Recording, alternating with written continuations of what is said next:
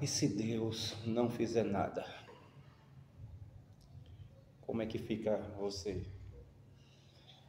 Essa é uma pergunta que parece descabida, mas para mim ela tem todo fundamento, pelo menos no que tange a perspectiva humana, né? Porque há momentos da nossa vida que nós imaginamos que Deus, ele está alheio das nossas situações no sentido de não querer intervir para talvez resolver algum problema ou coisas do tipo, né? Mas o que é que a Bíblia diz, né? O que a palavra ensina?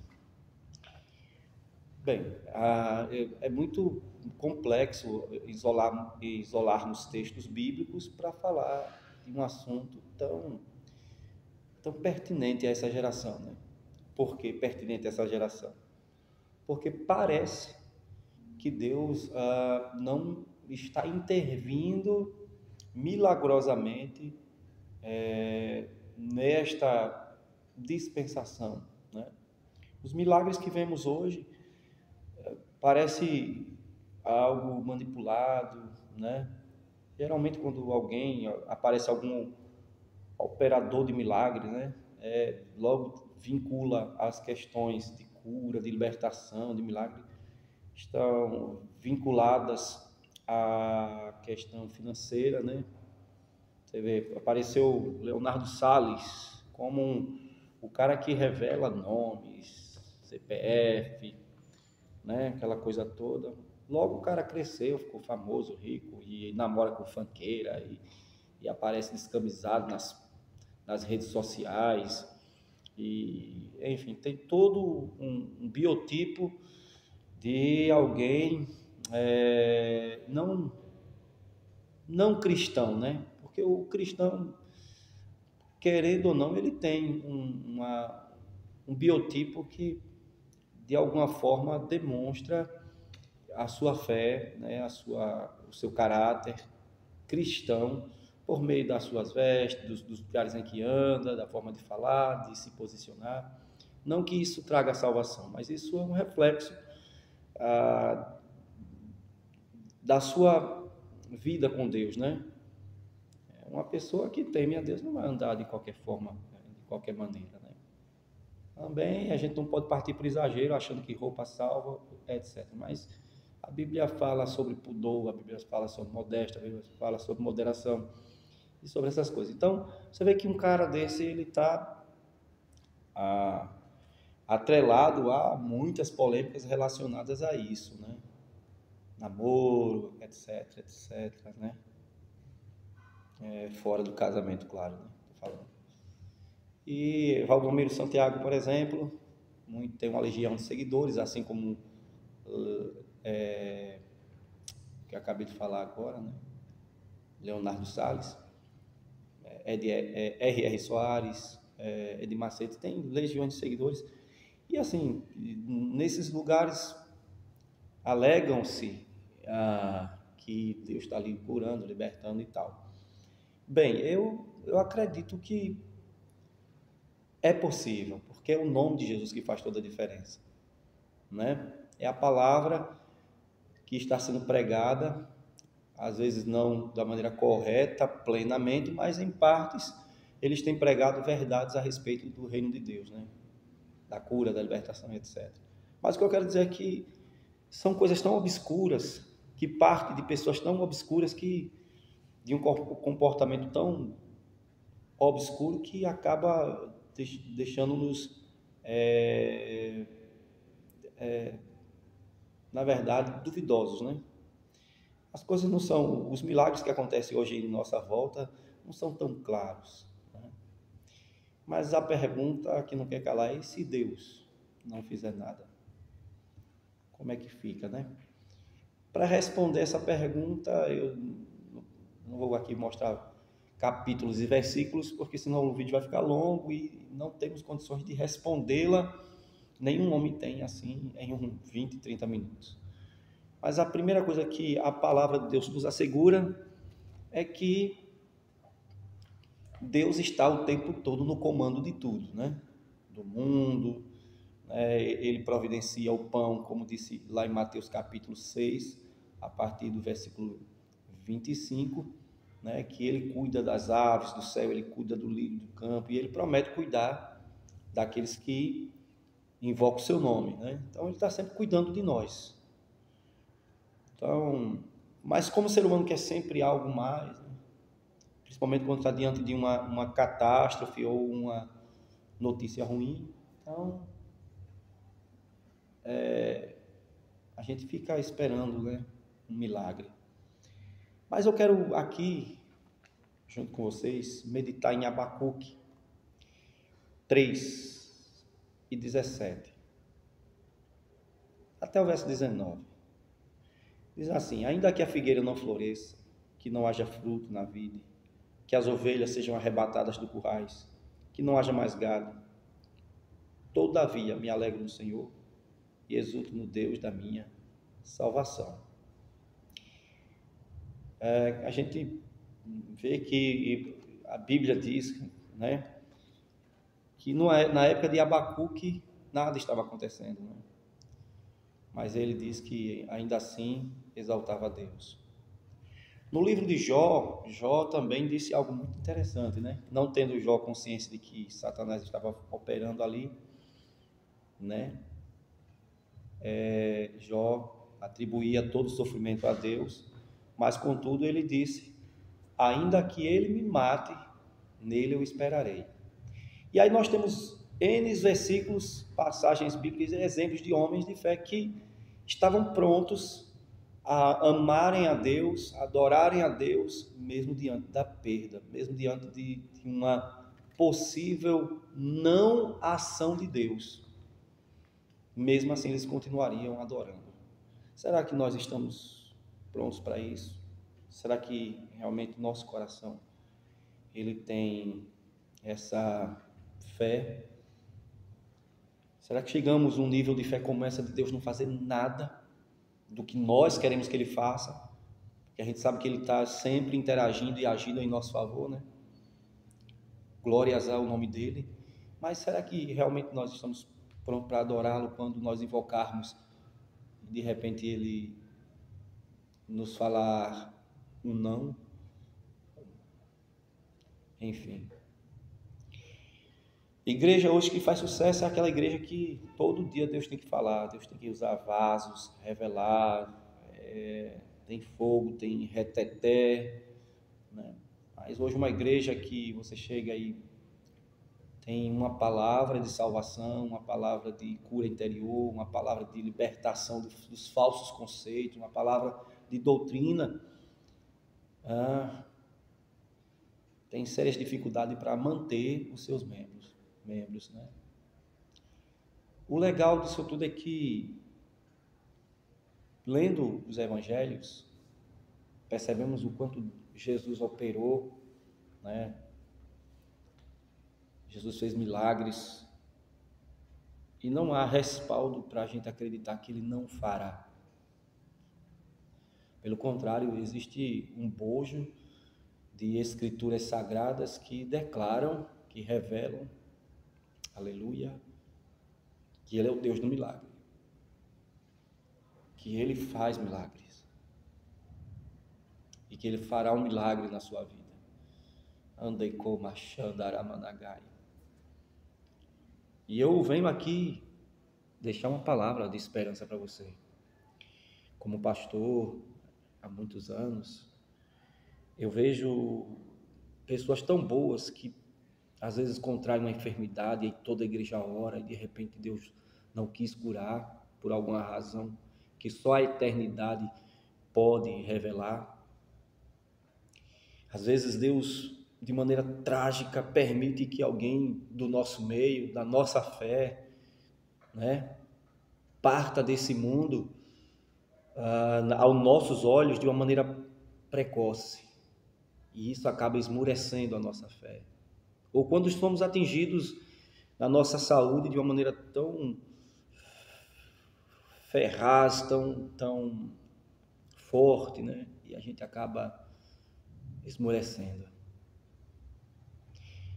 É nessa hora que a gente tem que procurar entender as verdades da palavra, que revelam o caráter de Deus. Então vamos lá. Eu entendo que essas pessoas que partem desse mundo, né, mesmo elas sendo pessoas boas e fiéis, primeiro que isso é uma exceção, são exceções. E a exceção, ela só confirma a regra. Nunca esqueça disso. Qual é a regra? É que Jesus, quando ele esteve na terra, a Bíblia diz que ele curou a todos. Todos que cruzavam o caminho dele, ele curava. Deus curou meu filho várias vezes. Deus curou minha esposa. Deus me curou. E a cura, o milagre, é algo que foi estabelecido ali no ministério de Jesus na cruz do Calvário. Verdadeiramente ele tomou sobre si nossas dores e enfermidades. Por suas pisaduras somos, não seremos não, somos sarados. Você tem que todo dia dizer para você mesmo: em nome de Jesus eu sou sarado. Ah, mas fulano aconteceu isso, Beltrano aconteceu aquilo, e a gente fica querendo questionar o todo-poderoso Deus, e isso é um erro fatal. Por quê? Porque o todo-poderoso Deus, na pessoa bendita do seu Espírito Santo, na pessoa bendita de Jesus, ele sabe o que faz. Às vezes dói em nós, mas ele é Deus. Ele é Deus, Deus. E ainda que não aconteça o que nós desejamos, ele continua sendo Deus maravilhoso. Ainda que a figueira não floresça, que não haja fruto na vide, que as ovelhas sejam arrebatadas dos currais, que não haja mais gado, todavia me alegro no Senhor e exulto no Deus da minha salvação. Você percebe aí que Abacuque, ele exalta a salvação aí. Talvez Abacuque esteja pensando na salvação da corrupção ali, da sua sociedade, na sua época, mas a palavra salvação aqui ecoa biblicamente, teologicamente aos nossos dias, como a salvação eterna em Cristo. Ele é o Deus de toda a salvação. Tanto ele salva dos problemas, como ele salva prioritariamente a nossa alma da condenação. Se Deus não fizer nada, entre aspas, em mim, eu sei que ele já fez no meu filho. E isso já me deixou muito feliz. Meu filho,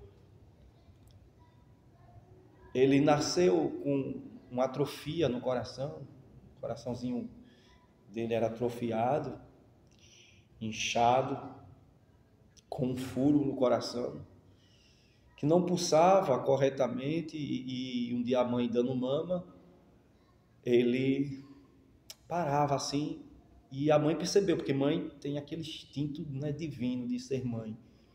E aí então ela foi em busca do médico, juntamente comigo, né? Foi quando recebemos o diagnóstico. Logo veio um desespero no nosso coração, porque o nosso primeiro filhinho tinha sido abortado em meio a tantos problemas de saúde da minha esposa. Mas aquele menino, um dia no culto na casa do irmão Messias, o pastor Evaldo falou para minha esposa, por impulsão do Espírito Santo, disse: eu vou te dar um filho, porque eu ouvi a oração do seu marido. Aleluia. Oracandala shomenehai. Andala baracandarabia sob anagai. E aí, ficamos firmes nessa promessa. Eu me lembro que um dia que ele ficou internado, eu voltando para casa chorando, desesperado no ônibus com aquele diagnóstico, com a situação do menino, nós muito pobres. Ela tinha começado a ter um problema de saúde e toda vez que ela dava mama, ela passava, ela agonizava, né? Tão fraquinha que ela estava. E eu vou para a igreja, era mais ou menos umas 11 horas da manhã, com aquele versículo no coração: se creres, verás a glória de Deus. Eu sou o Deus que ressuscitou Lázaro depois de 4 dias de morto, não poderia ressuscitar seu filho. E aí eu entendi, porque eu lia muitos livros de Kenneth Hagin, e uma frase que foi dita por aquele homem em um dos seus livros impregnava a minha alma. E a frase era a seguinte: a incredulidade implora, a fé canta a vitória para a glória de Deus. Então eu comecei a cantar a vitória. Meu filho está curado, o Deus que ressuscitou Lázaro vai ressuscitar meu filho, vai salvaguardar meu filho. E fui fazendo isso, liguei para minha esposa feliz, ele não vai morrer. Eu não estou aqui, e na ocasião não estava espiritualizando de maneira fanática, não. Era o que de fato está na palavra, né? É o Deus que cura, é o Deus que faz milagres. Meses depois o menino vai melhorando. Hoje ele tem 20 aninhos, meu bebezão aí. Ele toca na igreja, ele canta. Meu filho é meu orgulho. Ele prega, né? E eu estou contando parcialmente o testemunho dele, né? Mas ele teve problemas sérios nas mãos, nos pés. Deus também o curou. E aí Deus mandou também uma princesinha para mim, né? Que veio saudável, é saudável. E eu vejo neles a glória de Deus. Vejo a glória de Deus na minha princesona, né? Que é a minha esposa. Mulher que não tem como falar sobre ela.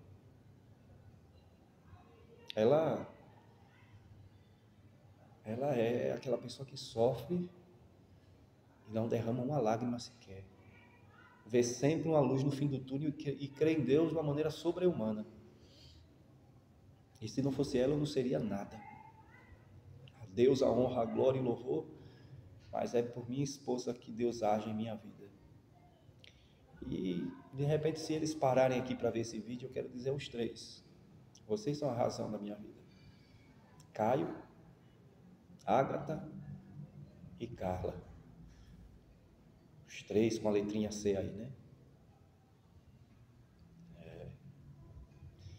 Caio, Cauane e Carla.